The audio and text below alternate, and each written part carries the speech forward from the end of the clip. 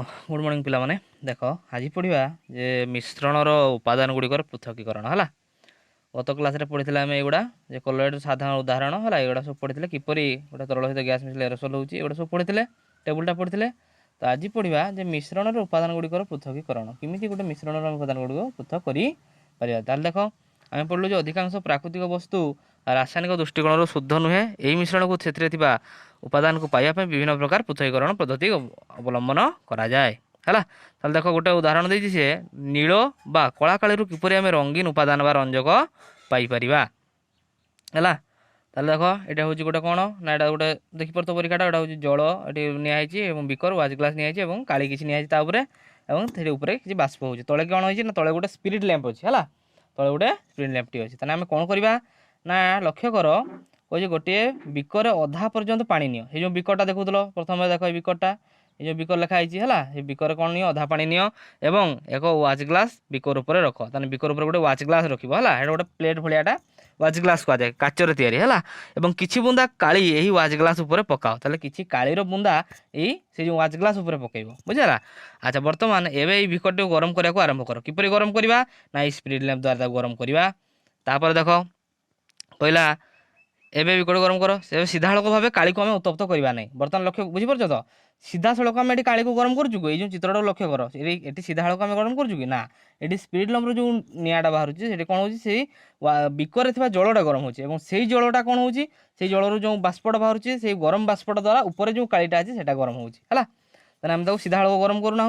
ताले गरम करा चाल रखिले देखिए ए बाष्पीभवन हम कौन हम ना से काली भी बाष्पीभवन हम और गरम करा बंद करदे तुम वाच ग्लास अरे आउ किसी अधिक परिवर्तन देखिपर ना है। ताले भल भाव जो वाच ग्लास को आम निरीक्षण करवा ताले कौन देखा देख आम ये प्रश्न देते केते गुड़ा वाच ग्लास रु किसी बाष्पीभूत हो तुम भावुच कि तुम तो देखो सी वाच ग्लासटा किसी समय पर गरम हो गरम हो वाच ग्लास काली गरम हो गरम होला कौन हम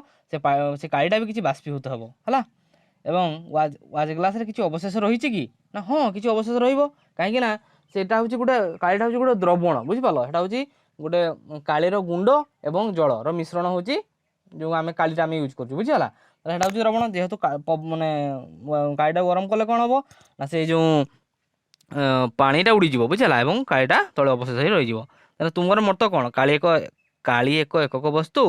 ना एक मिश्रण है कौन जानलु ना काली हूँ तरल रंगर एक मिश्रण बुझीगला सेटा हूँ गोटे मिश्रण पदार्थटा एवं बाष्पीभवन बा उद्वायु उपादान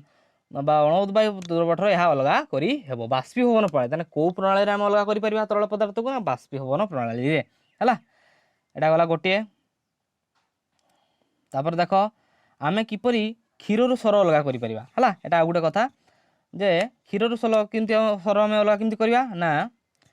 संपूर्ण सर थी क्षीर एक परीक्षा नली नियो 2 मिनिट पई एक सेंट्रीफ्यूगिंग जंत्र गोटे सेंट्रीफ्यूगिंग जंत्र साहय घूर्णन कर से जंत्रटा कौन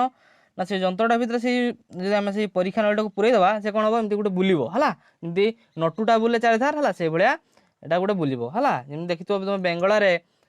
माने गाई गोरु मैंने कौन करुवे जे गोटे खुंट बंधा हो चारिपटे गाई गोरु मैंने घुरुवे बुझीगला। तो ठीक से भाया एटा भी गोटे सेंट्रीफ्यूगिंग जंत्र है एटा मझीरे गोटे तार स्थिर गोटे येटा थी है कंटा रकम था और ता चारिपटे गोटे घूर्णन हो गोटे गोल आकार बुलूब है कहुए सेंट्रीफ्यूगिंग जंत्र